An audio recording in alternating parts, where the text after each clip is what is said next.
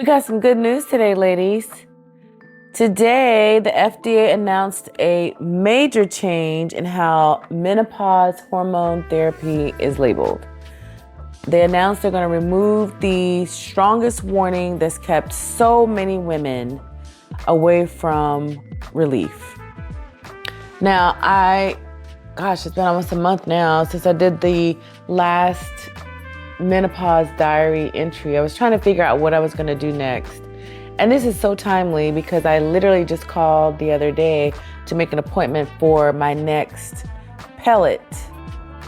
I don't even know if you could call it an install or what, but it's basically they cut a little slit in your hip and put the pellet in there, the hormone pellet.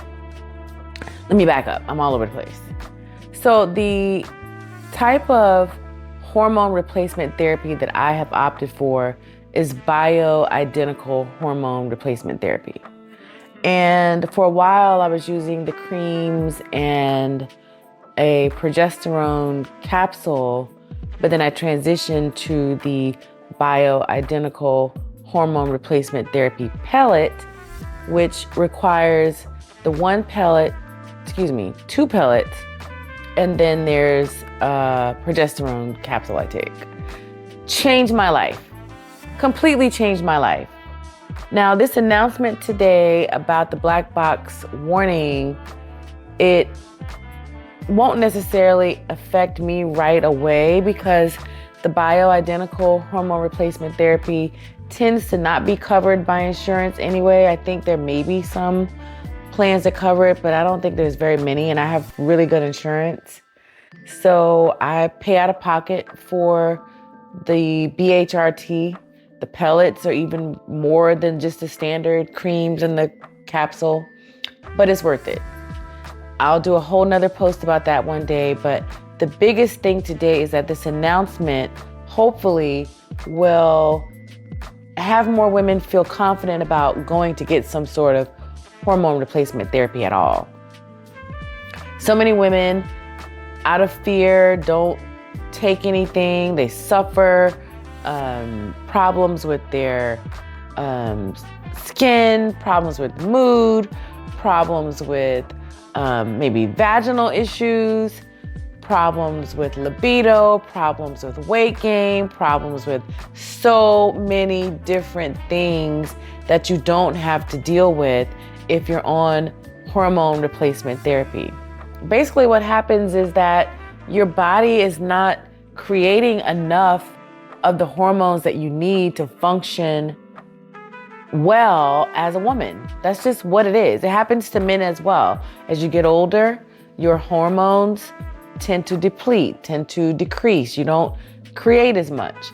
Some women, it starts earlier than normal. It happened to me very early. Some men the same.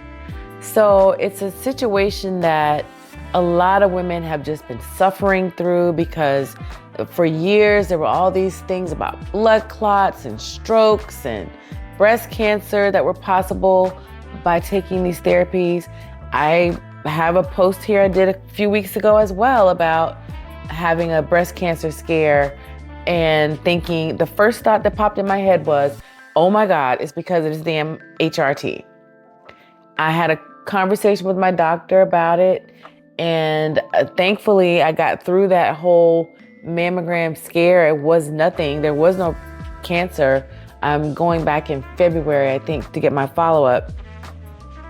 But that was the first thing that popped in my head because for years they would say, oh, don't do that, just suffer. And you'd see, stories coming out about men saying their wives were terrors, they couldn't deal with it. There was just constant fighting and bickering because your body is like, what the hell is going on? And when you add in those hot flashes, you can't sleep well because of the night sweats. Forget about it. I am so grateful I'm past all of that. I am so grateful I am past all of that because it was a nightmare. And the only thing that changed my life was the hormone replacement therapy. And as I said before, you'll see there's a post here about natural versus pharmaceuticals. I am a woman who absolutely always reaches for a natural remedy before I reach for a pharmaceutical. Always. However, I do believe there's a place for pharmaceuticals. And hormone replacement therapy has been life-changing for me. I can't even say that enough. So I've been putting up some of the information from the announcement today about what hormone replacement therapy is, what sort of things it can address, and just to encourage anybody who decided to tune in here, don't suffer in silence, and maybe not even in silence, because if you're out here raising hell because your hormones are out of whack, trust me, you're not suffering in silence. You're suffering, and everybody else around you is suffering as well. Trust me. Talk to your doctor. Don't suffer.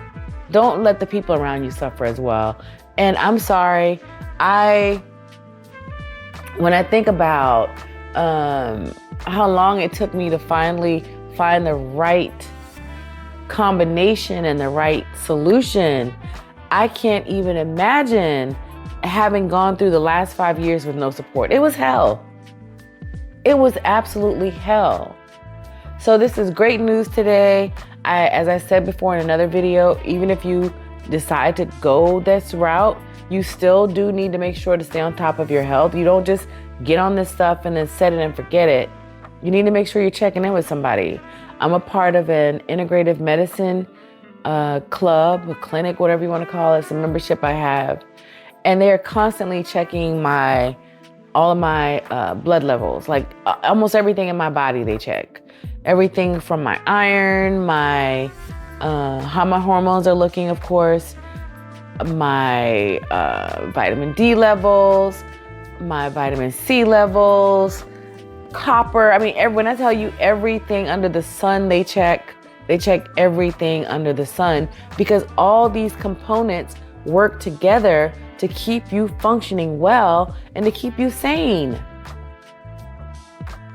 Trust me, ladies, don't suffer in silence. Don't suffer at all. Just talk to somebody about it. Get the support you need. I promise you, it's going to change your life. When I go to get the pellets, it's like a whole thing. Like they have to cut a little slit. The lady showed me the last time I was in there. And then they stick it in there. Then they sew you back up with a little, I think they use like these little plastic sutures. I forgot what they're called. These ones that are like dissolved, basically. They put those on there. It's like a quick, maybe I might be in the office, maybe an hour tops. I don't even think it takes a whole hour. They have to put a little numbing cream because there's the cut. Put the numbing cream, make the incision, put the pellets in there, close me up, put a big bandage, ice pack. It takes about, honestly, I would say almost a week for it to heal up. So I have to be thoughtful about that. Like the holidays are coming up. I think I'm going like the first week of December or something like that. And let me also add this. Now, I'm a woman that has naturally a very high libido, but I could absolutely tell something was changing as my hormones were going out of whack. Something was changing. But my libido is so high that it wasn't enough for me to be concerned. I just noticed a shift. When I tell you those hormone pellets have me feral, it's not even close to anything else. I'm talking about absolutely wild. The lady who normally puts them in for me is an older Hispanic woman. And she's so hilarious. Every time I go in there, she says to me, I promise you, no less than 5 to 10 times that her husband, she's married to a younger man and she has to stay on top of her game. And so the pellets help her to keep things popping in the bedroom with her man, with her young man that she reminds me about.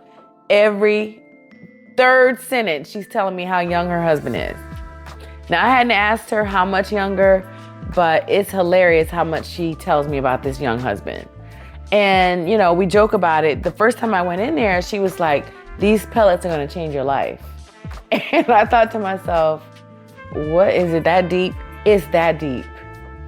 It's that deep. So if you're having that issue, maybe that's one more incentive that will get you in there. Don't suffer. There's no reason to do that. There's not. Now, you don't, as I understand it, you don't take this forever. Eventually your body will get to a stage where you don't need it anymore, and then they wean you off of it. I think where I'm at, I think I have to take it for maybe another few years and then I'll be done with it myself. But it's a lot to learn. It's a lot to understand. But the best thing you can do is get started. The best thing you can do is get started, because you're going to have to make some tweaks and figure out what the right formulation is, how much. Like even for the pellets, this will be my 4th time, I think, getting them, 3rd time this year. And I work out a lot, and they explained to me that because of that, it probably, you know, it's a time release pellet, you know, so over time it diminishes, it dissolves. Well, for people who work out a lot, your metabolism will cause it to dissolve quicker. So some women can get it every 4 months. Some women can go every 3 months. Some women might need it even every 2 months.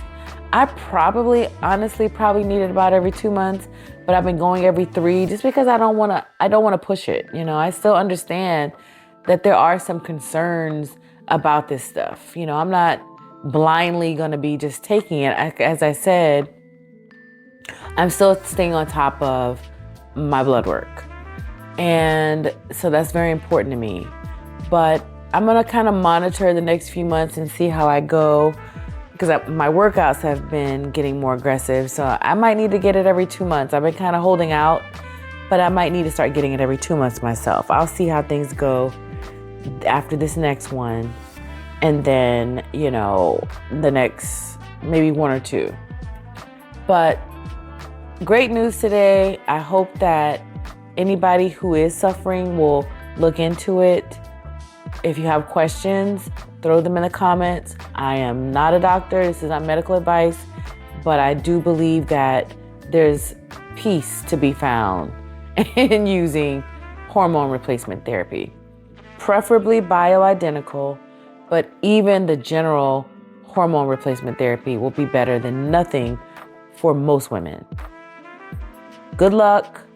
I hope you find what you're looking for. And thanks for stopping by. Peace.